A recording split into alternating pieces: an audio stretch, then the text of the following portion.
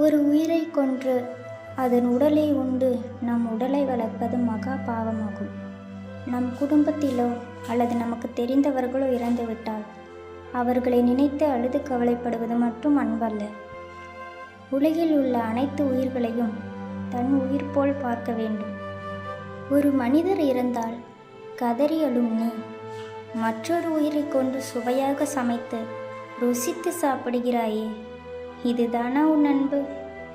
உன் குடும்பத்திலோ அல்லது உனக்கு தெரிந்தவர் ஒருவரோ இறந்துவிட்டால் என் வாழ்க்கையே போய்விட்டது என்று இடிந்து விழுகிறாயே, அதேபோல் நீ கொல்லும் அந்த உயிர்க்கும் உயிர் உண்டு, உணர்வுண்டு என்பதை ஏன் மறந்தாய்? என் உயிர் வாழ மற்றொரு உயிரின் துடிப்பு எனக்கு தேவையில்லை.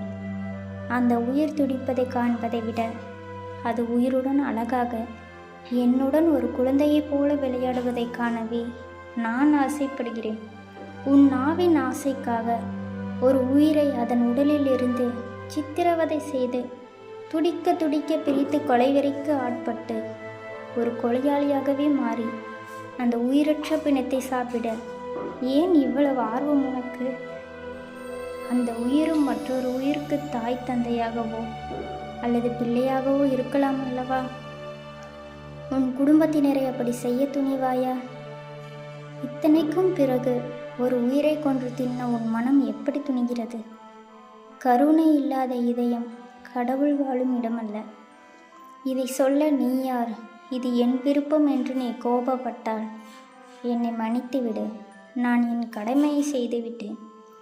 ஆனால் ஒன்று நினைவில் கொள், நீ மற்ற உயிர்களுக்கு எதை செய்கிறாயோ அதுவே உனக்கும் வந்து சேரும்.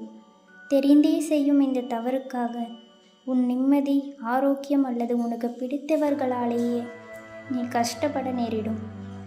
நீ இந்த பாவத்தை சுமக்க வேண்டாம் என்பதே என் விருப்பம். அதற்கு மேல் உன் விருப்பம்.